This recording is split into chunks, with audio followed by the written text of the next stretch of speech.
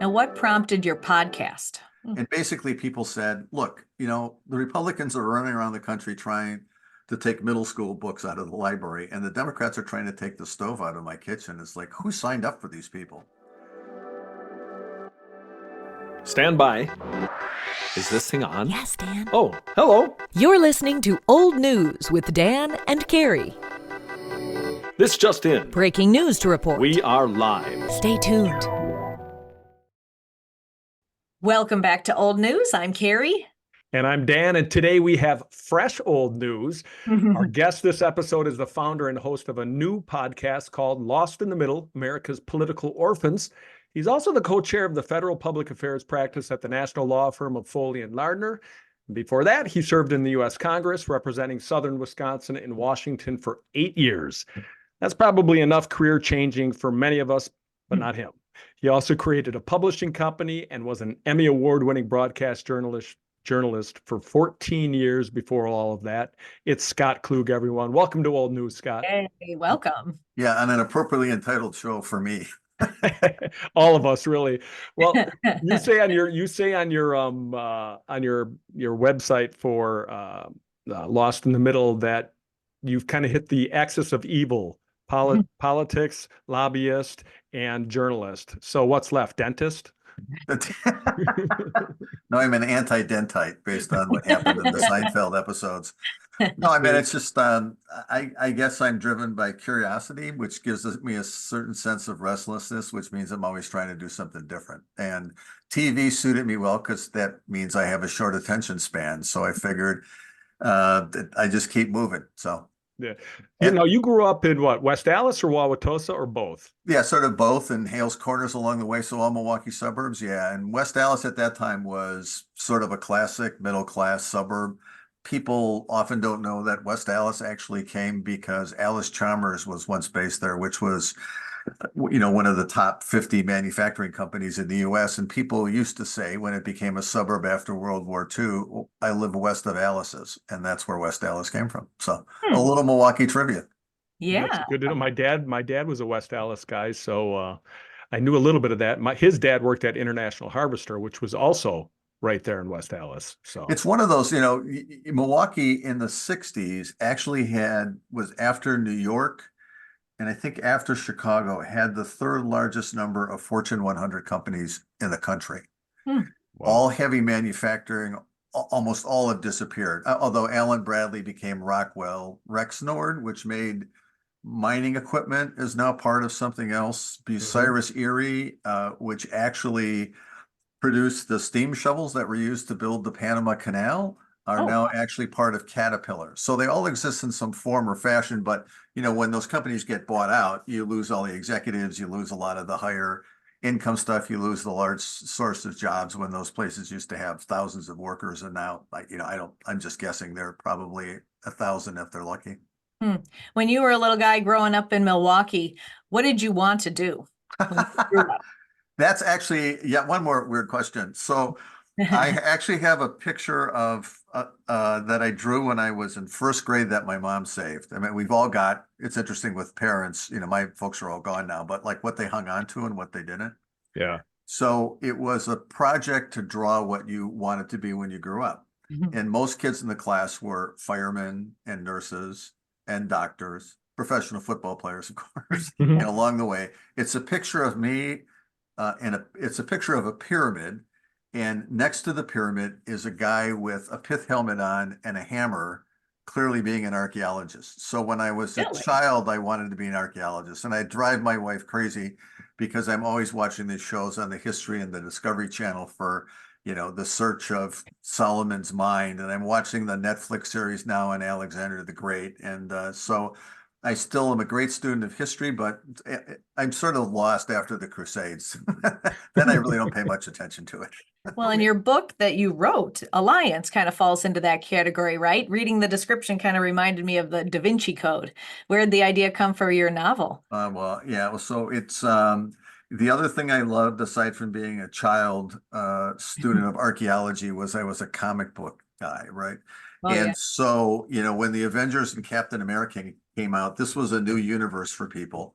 Had I handled my childhood possessions better, I would have long ago been retired because I'm at the right age where I had all of the original issues of the Avengers, Spider-Man, Thor. I meant literally from the first time they rolled off the shelves. Oh, So the Avengers was sort of this idea that in a situation where you had sort of group of ne'er-do-wells focused around the supernatural, it would be a group of folks who were all from different religious backgrounds who could help solve a mystery, right? Because and it sounds like a bad joke, right? A priest, a rabbi, and Go a into a Buddhist bar. monk walk into a bar. Yeah. And so that's where it came from. So it was an interesting experience. I always wanted to write a novel. Unfortunately, I timed it at a time when the book industry is brutal. So I actually self-published the book because it was better economically. Oh, And I did pretty well, but I felt like all I was doing was creating book promos. So I wrote one book, liked it, took one of the main characters, wrote a second book, and by the time I got done with the second one, it was like, the hell with this. I'm not going to spend my whole time on book websites trying to get reviews and getting people to write reviews and everything else in the world. So I think I sort of scratched that itch. I don't need to do any more of that. So, but thanks for bringing it up. Now we can double my book readership to we'll maybe give it a bump on 39 or Amazon. 41 people. Yeah. Yeah, link in the show notes. We'll throw it in there. So at what point along your education, you went to Marquette University High School in Milwaukee? I heard on your podcast that you actually had a very interesting date with a girl in high school that you that you took to a very interesting place. You could talk about that, but at what point did you decide I want to be a journalist? So when I was in like high school, I was trying to work my way through and trying to think about stuff. Mhm. And there were two things that interested me. I mean, travel and history and things like that. So I always thought about going into the Foreign Service. And the other thing was thinking about journalism. And I always thought journalism in my head, meaning working for ABC and being stationed in a bureau in Paris or whatever the case might be. So I sort of waffled back and forth. The more I got to know about the Foreign Service, it was really not for me because here's what you do if you're in an embassy in Algiers.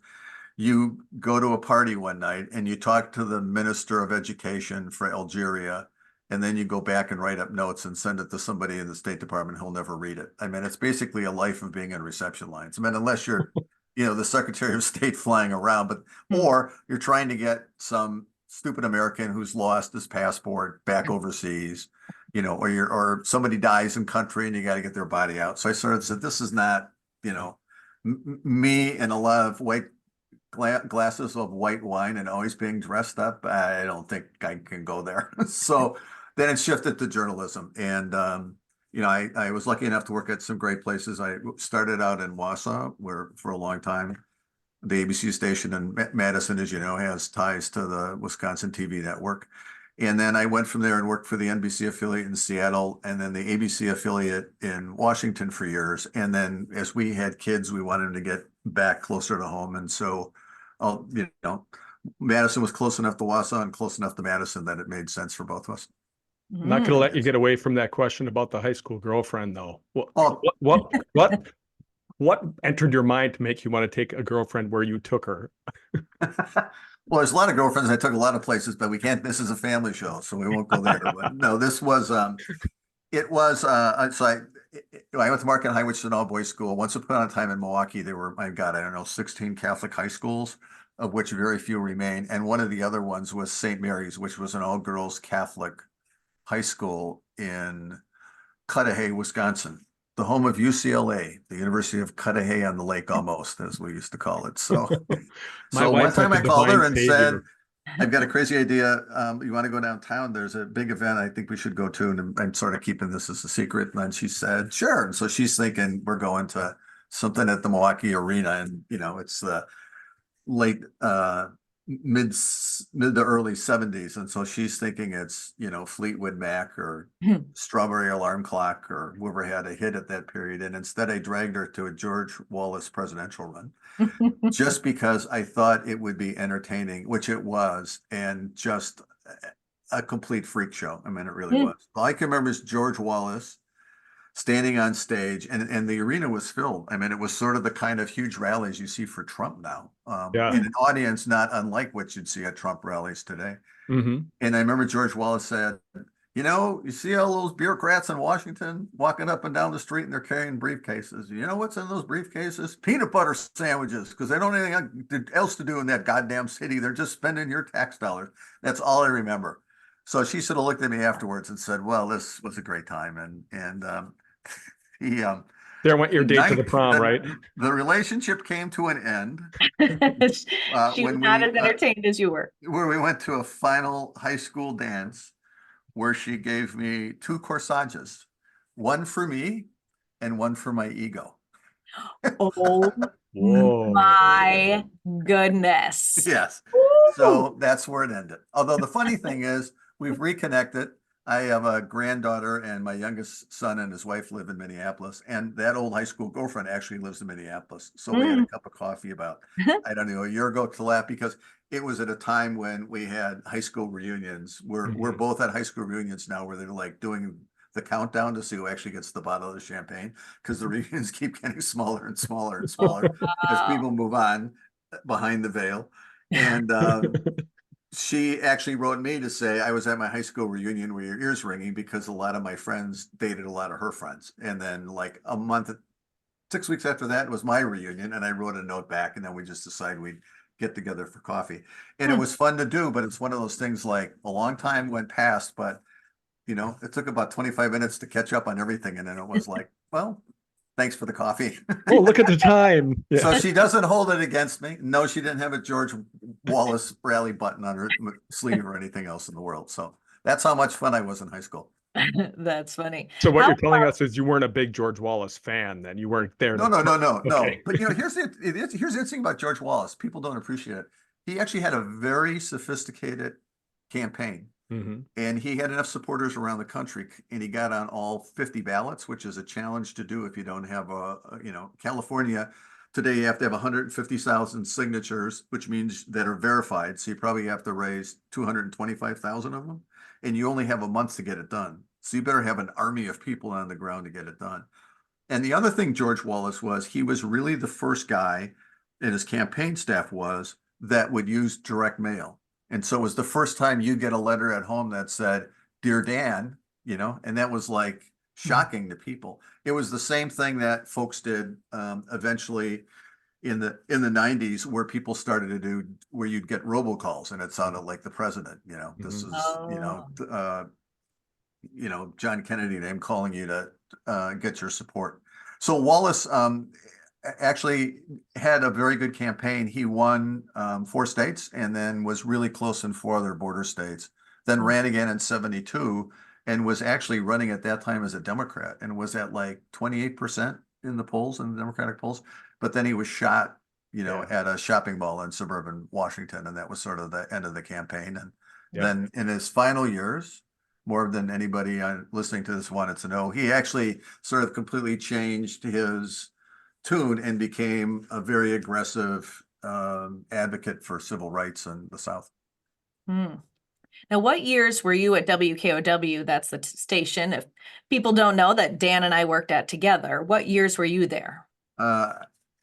So I got there, I have to do the arithmetic in my head, in 1988. Okay. So, yeah. You were only there for a couple of years. Weren't you in school at the same time? Well, yeah, the best thing is I came back to get out of television, because they decided the only people who made sense in television were the people who owned the stations, not the people who worked for them. So I came back because you all know, you stay in TV for 35 years, and who wants a 58-year-old television anchor? And so, when I worked in Washington, because it was a big enough market, I saw people literally start as like the 6 o'clock fill-in anchor, and then would become the 5 o'clock anchor and the 11 o'clock anchor. And then at some point, then they'd suddenly become the noon anchor, and then they'd become the morning reporter. And then they'd be the person on the morning show who's doing the live shots from the snowstorms on the Washington Beltline. So I sort of watched the arc of this career and said, at some point, you got to get out this bus on your own. So I came back to Madison to do that. And so I went to business school, and the first semester of business school finals I had was the morning after my second son was born. So I don't know that when they added all the grades up in my business school career, I'm not sure I graduated last in my business school class, but I'm pretty sure I graduated I was part of the conversation at least, because I was in business school to learn what I wanted to learn and to get the degree. And I wasn't going to wanted to be in the top 10 of my class because I wasn't going to go, interview with Kraft and go help run, their hot dog line in Madison or, Right. wherever Kraft cookies are made, wherever that is. So, Mhm. yeah, so it was a weird time. So I was running for Congress, Wow. juggling 2 kids and finishing business school. So you had quite a crew there, though, in Madison. I mean, I know Jay Wilson is a lifelong friend of yours. We chatted with him recently, and I know you're still close. But in that short time, it sounds like you kind of really you kind of became close to the crew there. Yeah, but they were close friends, and it was a great network. Patty Lowe was my co-host, who's actually now down at my alma mater, Northwestern, in the journalism school, doing research on native stuff, as she still does. And Jay was there. Jay and Jill remain close friends. In fact, Jay's wife, Jay and his wife are the godparents of my oldest son. A job which they failed miserably, I might point out, and we'll never forgive them, given the way it turned out. But I think he mentioned that. Yeah. yeah, I'm sure he's embarrassed about it. Yeah, so Jay got to be really good friends. It was, Bob Lindmeyer. My God, I mean, Bob was doing weather when I was there, and then he retired, and now he's back doing weather again. So, it was a great run. It was a great station at the time, and your viewers and listeners will know that the same kind of challenges that have hit the newspaper industry have hit broadcasting. It's not what it was, years ago. I was lucky enough when I worked in Seattle, when I was at Northwestern one year, we judged the Radio Television News Director Awards, and it was stories from all around the country. And King TV in Seattle actually won 2 of the awards. They won for Best Documentary and Best Commentary. And when I was in school, I wrote the news director at King, Norm Heffron, and said, look, I'm like a snot-nosed kid just getting out of school, but I saw this reporting you did, which was exemplary. And at some point, can I keep in touch with you just to see what happens along the line? So then when I was at Channel 9 in Wausau, with our gigantic staff of 6 or whatever it was, the news director, who was a one-time AM DJ, left to become an AM DJ again. And then I found myself as the news director with the massive 5 people reporting to me. And then we did a documentary when they first discovered copper in Crandon. And there was a big debate even back then about copper mines up there. So we won some awards. Right. So I sent this off to this news director thinking this is never going to go anywhere. And one night I'm coming off the set, and you realize so it doesn't happen anymore, but at one time, Channel 27 in Madison used to originate the weather for all of the stations in the network. So they did the weather for Wausau and Eau Claire and La Crosse. And when the weather hit, you had to hit it. And then it would go to Terry Kelly, who was a Madison meteorologist, and he'd do the weather for 4.5 minutes. So I got off the set just to walk, get some water, and there's a message on my answering machine, and it's Norm Heffron from Seattle. And I stayed in touch with him, and he said, hey, and I said, look, I can't talk this minute. Can I call you back later? Call you tomorrow. He says, call me tomorrow so you have some time to call. And he said, I'd like to hire you. We need some reporters. I think you do a great job. And it was like, well, thanks. That's very flattering. And do I need to fly out for an interview or anything? No, I checked you out with some people I know. And, can you start when? And here's what we'll pay you. And we'll pay your moving costs and everything else in the world. It's a great story. So what happened was the guy who did the commentary at King, who was the guy who won one of these RTNA awards, a guy named Charlie Royer, ran for mayor of Seattle and won. And took along his brother, Bob, who was a reporter, to be his deputy mayor, and took another reporter along to be his press secretary, and took another reporter along to be his head of the buses and public transportation, whatever it was called in Seattle. So they had to hire 4 people, flat, get here. So that's how I got hired in Seattle. 1,000 years later, I get elected to Congress, and they used to make us go to, says the Republican, the Kennedy School of Big Government at Harvard, because they sent us all there, Republicans and Democrats, but it was a lot, man. This is going to shock people, but my sense is that most members of the academy tend to tilt left rather substantially rather than right. So while we were there, though, I got to see the guy who's now running the Kennedy School of Government, who was Charlie Royer, the guy who got elected mayor. So I said, Charlie, this is really weird. Talking about how the world sort of turns around and goes around. Yeah. So Charlie and I stayed in touch after that. He went back and at one point ran for Senate in Washington State, and I think finished like third in the Democratic primary. But so I always have younger people ask me my career advice, and it's like, figure out some place you want to work, but don't make that place you start. That's your second job. So I stayed in Seattle for 4 years, was there. Two memorable moments. I walked through the newsroom one day and the phone rang. This was probably the first 2 weeks I'm there. And I pick it up and I go, hi. And they go, we're trying to reach the newsroom at King TV. And I said, yeah, I'm there. How can I help you? And they go, I don't remember who the hell it was. This is Sheriff Beauregard and Deputy McLean. And we're in Tallahassee, Florida. And we're trying to figure out about some guy from Seattle. Do you know the name Ted Bundy? At which point I put my hand over the phone and said, there's some guy, they just arrested a guy in Florida named Ted Bundy. Anybody knows what it was? And like a scene out of the front page of the 1940s, like 11 reporters and producers pick up the phone to talk to that guy. Because Ted Bundy was originally charged with sexually assaulting women in the Seattle area. Right. Murdering them in the Seattle area. Gosh. And then the next time was I got back to my house one Sunday morning because Tess and I walked up to get a paper and some coffee and, an Apple turnover or whatever it was. And I had like 6 email messages on my phone. And it's like, what the hell's going on? This was like Sunday morning at 8:20. It's when Mount St. Helens blew. And so they said, well, you're too late. Because we needed to get a couple reporters and we wanted to send you down there to cover the story, but we already got folks in, but we can't find Gene Anderson, who was the main anchor. Can you come in and like edit the cut-ins for a while? So I probably did the cut-ins on Mount St. Helens, I don't know, from 11 to 12:20, and then the adults showed up and I got bounced off. But those were the 2 stories I really remember from Seattle very well, especially the Ted Bundy one, just because it was so, Yeah, I never knew that. So you must have been out to Mount St. Helens before it blew, though, and saw what it was like before the explosion. I was up actually, I think either the Sunday or the Sunday before that. It blew in May.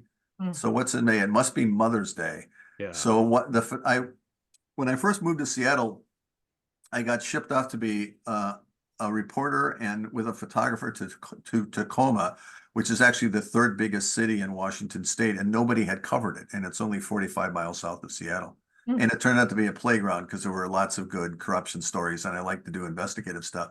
Yep. But the guy who was my photographer wanted to take his mom and dad up, and then Tess and me, I think it was the Sunday before it blew, to just do another story. And Mount St. Helens would have these days where it would erupt steam and then it would be quiet. And then you'd, interview some people on the ground and wrap it into a story. And when we were up, the steam went off and lots of turbulence. And we had to get out of it because there's always sand in the particles when the volcanoes start to burp.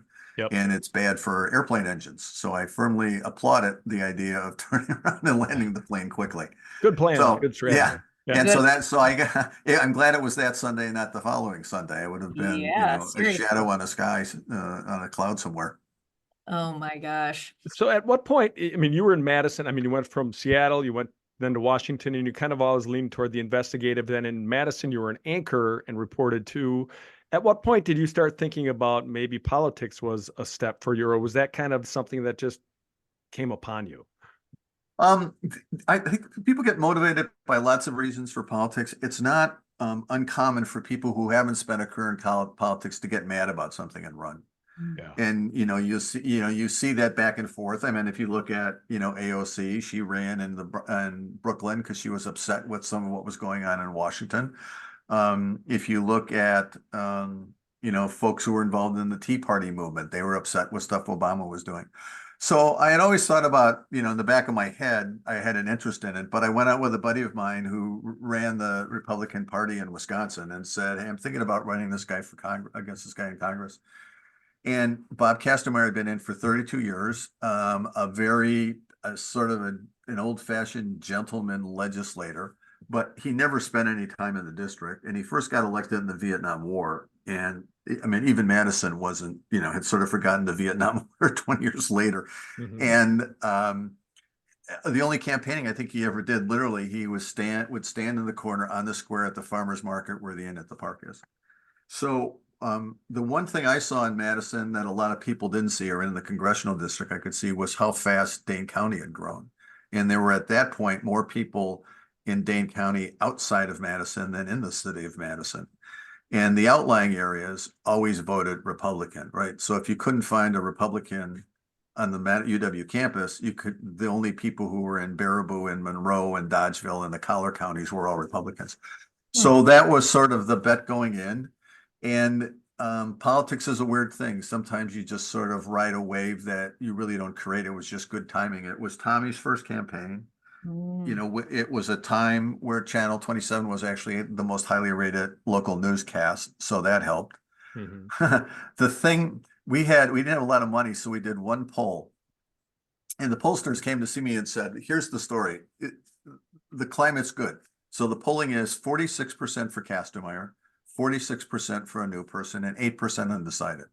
And historically in campaign polling, if it's an incumbent and a challenger, the undecideds usually break to the challenger, right? If Dan Presser's been in the Senate for 12 years and he's on the ballot and I'm undecided, that probably means I really don't like him, but I don't want to say that. Not you, Dan. Everybody would like you. But anyway. Thank you. And they said, but there's something really weird in your polling. And I said, what's that? And they said, you have really high approval numbers with seniors. And they said, like, literally the highest approval ratings we've ever seen for seniors in the campaign for Republicans. Because seniors, as they were once 20-year-olds, then 40-year-olds, then 60-year-olds, they're always influenced by the generation they came out of. And seniors at that point, like my mom, were all sort of FDR kids, right? They'd all grown up in the Depression. And so that's what they remembered and leaned heavily Democratic. So why do you think my numbers were so high? Boy, that's a great I question. don't know. I'm very curious. Well, this was the day when people would watch the news at 6 o'clock, but more importantly, they'd watch what was on at 6:30. And the answer was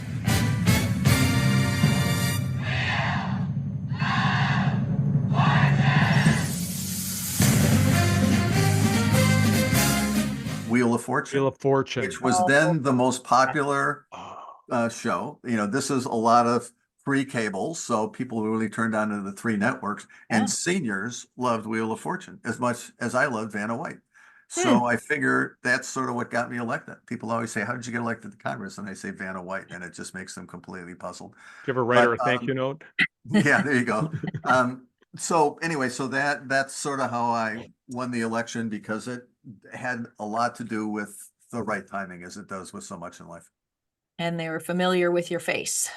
Yeah, but then I mean, it made it easy to campaign, right? People knew who I was, for better or worse, and it just made it easy. And I was at a time where, I could drag my kids along to do stuff, and my poor kids will never go to another parade in their life. I mean, my kids are all in their 30s at this point. They'll never go to another church dinner, because we used to work the circuit. You knew where the best fish fry was, and the turkey dinner was in Cambridge. And I did my best to avoid as many lutefisk dinners as I could at Lutheran churches that surrounded Madison. And then we used to go campaign at high school football games and sit outside, which I thought was a lot of fun, because you could just shake hands, and my kids and I would go in and watch the high school game when, Wisconsin Dells played Portage or whatever it was.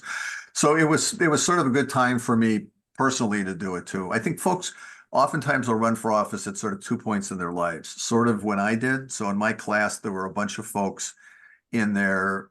I think the youngest guy was maybe 34 and I was 37. Up till about 43 or 44, there was a cluster. And then it was folks who'd had very successful careers and decided to run in their 50s and 60s. In fact, there were 2 guys in my class, both of whom were small town bank presidents, one in Kansas and one in Nebraska. But it was an interesting class. So didn't you have weren't you part of the gang of 7? Yeah, if you look over my shoulder, actually way in the corner, there's there we go. Yeah. Oh, we need a close-up. Yeah, there you go. So John Bader was my classmate, who was the speaker.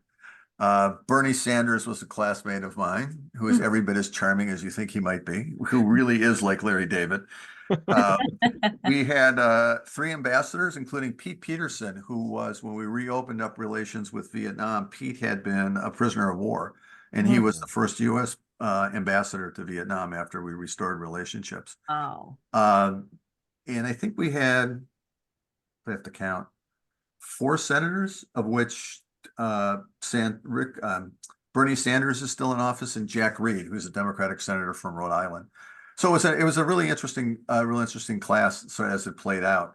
But the two most interesting members of my class were a Republican and a Democrat, both convicted of fraud, and both of them spent 8 years in jail. So I always tell my people I meet that I have the complete thing, from the Speaker of the House to U.S. senators to governors to 3 ambassadors and 2 convicted felons. So What surprised you when you went to Congress? Were there things that just shocked you with the way things worked? no, and the reason was because I'd been a reporter and lived in Washington for 8 years. Now, what prompted your podcast? If you, the Brookings Institute, which is a slightly left of center think tank in Washington, did a study about a year ago of 2,000 people and said, look, here are your choices. You can have a political party to the left of the Democrats, to the right of the Republicans. You can sort of leave things alone, or split the middle. And 44% of those people said split the middle. And so in this podcast, we've been talking to people all over the country about their attitude towards elections and to specific issues. So this week, I talked to 3 voters in Erie County, Pennsylvania. It's the swingiest county in Pennsylvania. It's, as the one woman said, nobody in Pennsylvania really understands us. Most of the people in Pennsylvania actually think we're Canadian because we're so close to the Canadian border where the lake is. And then somebody else said, well, that's really not true. But I said, so are you an Eagles or a Steelers fan? And he got absolutely outraged because he said, I'm 25 miles from Cleveland, Ohio. I'm a Browns fan. But you look at these counties like this, and so I talked to one guy who was a realtor, a woman who'd been a social worker in a hospital, and a guy who's sort of a small town attorney who'd been sort of active in politics, but like at the county level. And all of them said the same thing. It's like, in a country of 300 million people, really, these are our choices we have. It's hard to believe. And then, if you look, the thing that I find, Dan and Carrie, is just that how much attention the crazy wings of both parties have. And I look at Fox TV and I look at MSNBC, and they live in parallel universes I have never visited in my life. And so I think people are just discouraged by it. They can't understand what happened, how we got here, how in the hell we get out of here.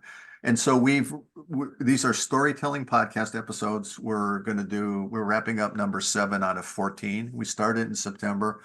We'll end in September when the presidential election's sort of in full bore. So it's been fun. So you won't go beyond that? That'll be it then? I don't know. It's hard to figure out because this is actually very thematic. I'm not sure what we do after that. We may not.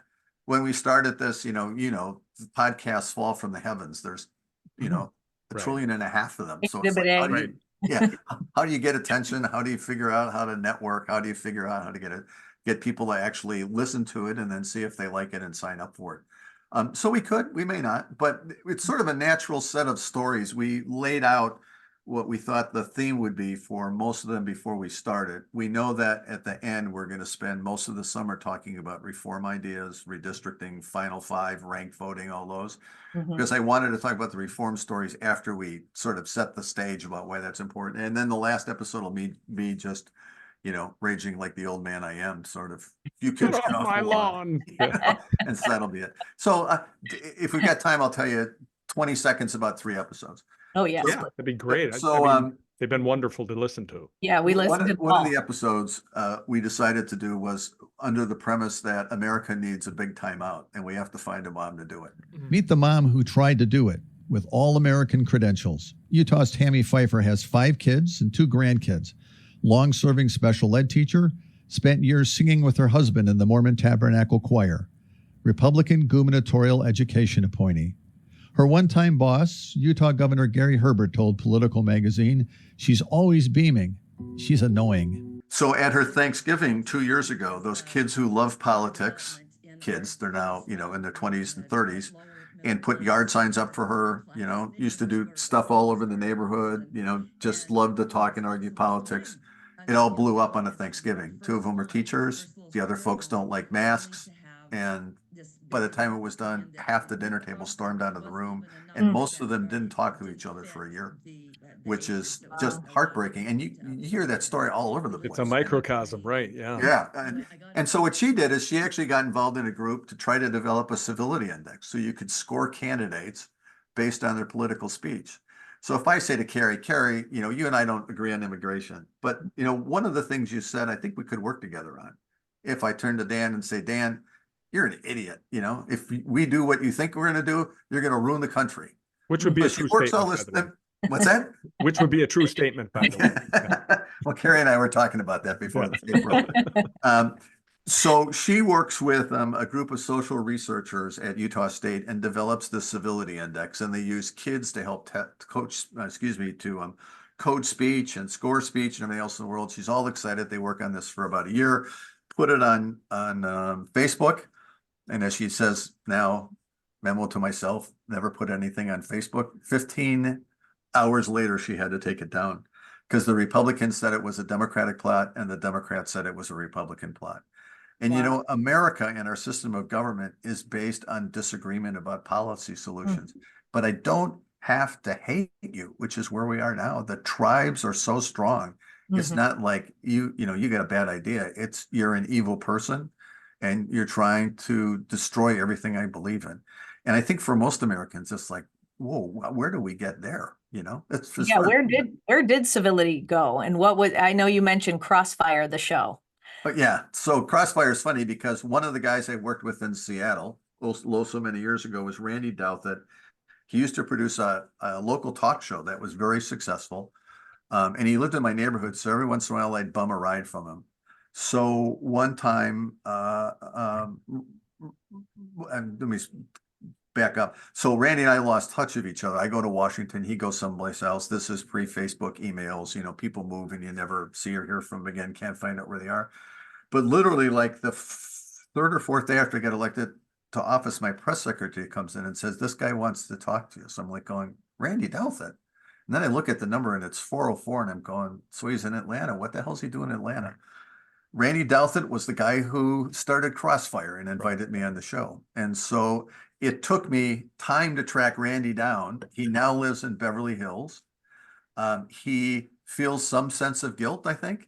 But he would say, you know, when we were there, people argued, but they actually argued about facts. Now people just make crap up when you turn stuff on TV. All the networks do. And he said, it's not what we did. We thought it was First Amendment.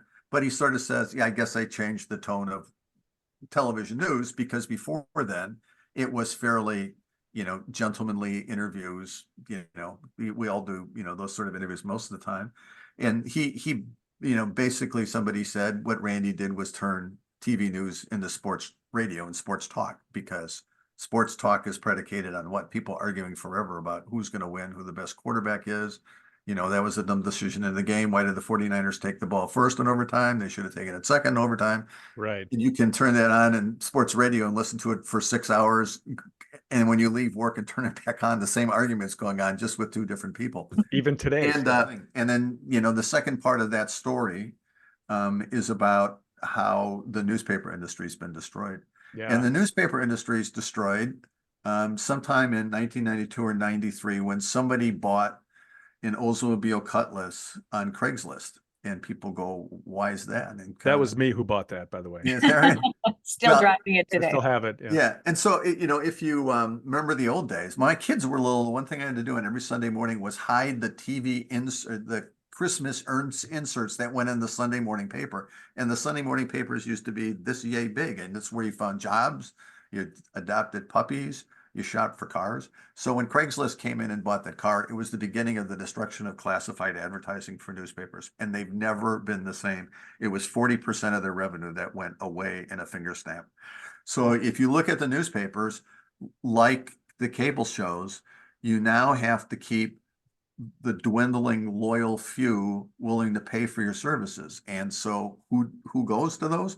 I mean, cable is either sports or it's political stuff, and that's who watches CNN and Crossfire and, well, that's not Crossfire anymore, but MSNBC and CNBC and the lot.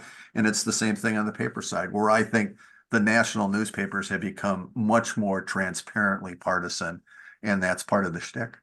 And, you know, the Post and the New York Times got tens of thousands of subscribers because they were so anti-Trump. And then when Trump disappeared, all the subscribers disappeared too. So it's a pretty sad state of American journalism. But I'm empathetic and sympathetic because I understand it's just the economics of it. You can't survive as an old-fashioned, tell them the straight facts news outlet.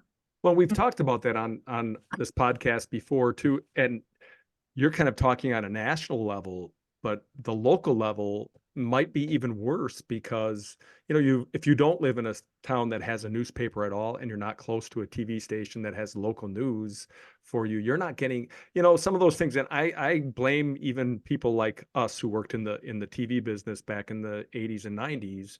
I had a news director who didn't want to cover, city council, didn't want to cover, any kind of meetings because they were boring. They didn't make good TV. And unfortunately, that's where most of the news happens for a lot of local issues. And so I feel, and maybe you feel differently, but I feel like that gets lost too and has been lost. Yeah, so there's in our story that we do about media on the podcast, Lost in the Middle, lostmiddle.com. There was an editor. There were three political scientists from different parts of the country who got together and did a long story on what happens in news deserts, exactly what you're talking about. Right. And there's a practical impact on voting because the numbers will tell you that people no longer ticket split in communities like that because everything has now become nationalized. There's no nuance, right? Right. An editor in Palm Springs sees this, part of the Gannett chain. And she says, that's really interesting. So she decides that what she wants to do is for a month is to have nothing on her opinion page for the Palm Desert, I think is the name of the newspaper, except local letters to the editors and columns that are about local issues and no national coverage. So she calls up these three professors and challenges them. So what they do is they interview 1,000 of her readers, and they interview 1,000 readers at another nearby Gannett paper, I think in Ventura County, which is maybe, 150 miles away. And after a month, the study comes back from the professors, and it shows that in Ventura County, partisanship keeps climbing, and the feelings keep getting deeper, and the rage gets ragier. Yeah. But in Palm Springs, the partisanship drops because people no longer have in-your-face national polarization. She's all excited about this, and not more than a month later, the opinion page editor gets a phone call and says, "Hi, we're from Gannett headquarters. We're laying off all the opinion page editors around the country because we can save money. We can just run national columns, right? We can run one column from Carrie from the left and a column from Dan from the right, and we don't need to have all the rest of this stuff." So she's heartbroken when this happens. But she understands the guy's got to take the early buyout or he's going to get fired. So either you take 4 months of pay or you take nothing. And what she had discovered during this whole thing is what drives newspaper circulation is exactly what you're talking about, Dan. People want to know about the road construction, what's going on at the kids' schools, Right. what's going on in local sports. That's what makes people buy local papers. It's not, the rest of the stuff that's in it. So she challenges the community and does a GoFundMe page. And the community raises enough money that paper in Palm Springs has, for the last 3 years, kept an opinion page editor, always paid for by the community itself. So that's sort of a story of how things in journalism can turn around with the right people who think out of the box. That's encouraging. Yeah. And here's the funny part. 6 months after that, Gannett called and said, "We're going to rehire all these opinion page editors because we now appreciate it's only local news that gets people to subscribe to our papers." So that's the tale of Gannett and how they learned the lesson the hard way. Incredible. Can you talk more about ticket splitting, what it is and why it's important? Sure. So I grew up back to my Milwaukee days. My mom was an Irish Catholic Democrat, daughter of a Union Railroad worker. My dad was a German Lutheran Republican Chamber of Commerce businessman. So needless to say, we never talked much about politics or the Immaculate Conception at my dinner table. But my parents, whether they leaned one way or the other, would often split their tickets. And for your listeners who are Wisconsinites, Bill Proxmire was this iconoclastic Democratic senator for years who always gave a Golden Fleece Award out for. My dad loved Bill Proxmire. My mom loved Ronald Reagan. And so they had very different sort of fundamental positions, but they believed that you cross party lines if you wanted somebody who made more sense. So it's an old-fashioned thing around the country, and most political scientists will tell you it really doesn't exist anymore, but it exploded in 2022 all over the country in governor and Senate races. So here in Wisconsin, Ron Johnson gets reelected, Tony Evers gets reelected. I say Vermont, who's the most popular politician in Vermont? You're going to tell me it's Bernie Sanders, except it's the Republican governor who's been elected 4 times. Right. Georgia, Brian Kemp gets elected. Raphael Warnock gets elected, who's an incumbent Democrat who does the amazing thing of actually running a commercial that talked about working with Ted Cruz on issues in Washington involving military bases. Most Republicans don't like Ted Cruz. But it was an interesting thing because it was a direct appeal to the center and ticket splitting voters. So I think that's a really healthy sign for democracy. I mean, I'm still a Republican. I'm from sort of the small government libertarian wing of the Republican Party. But I don't think that the Republican Party has a monopoly on thought and good ideas, nor do I think everything the Democrats said is frequently evil. So I'm a fan of ticket splitting. Political scientists say it's sort of old and quaint and old fashioned, but I think we need a lot more of that in the country. So back to my 71 million bewildered moderate voters, of which I count myself one, and hopefully we'll figure out how to reclaim the town square and turn the debate around in this country and get things done. That was going to be my next question. What happens now? What can be done? Oh, I think we got to get through this election cycle. I take hope in the fact that 50% of American voters now describe themselves as independents. And, if you look in states like Nevada, there are more people who are registered as independents than Republicans and Democrats combined. So something's happening. Both of the parties are sort of wobbling. You can make the argument. I think what's going to happen when Biden's gone is the moderate Democrats are going to have a huge fight with the progressives. I think it's going to be just as ugly as the Republican fight is right now. And I think it's got to shake itself. Where it goes, I really don't have an idea. But in times like this in the past, it's how new political parties develop. But the problem with independents, everybody's independent. You and Dan are both independents till I get you in a room and then make you take positions on issues. And before I know it, you'll be throwing a soda bottle at his head and, he'll be storming out the door. And so that's the challenge. But I think what people want is just back to a time where we can work together and that politics can be, a good argument over beer and pretzels. It doesn't have to be death. Thanks for tuning in to Old News with Dan and Carrie. That's old news for now. Join us next time.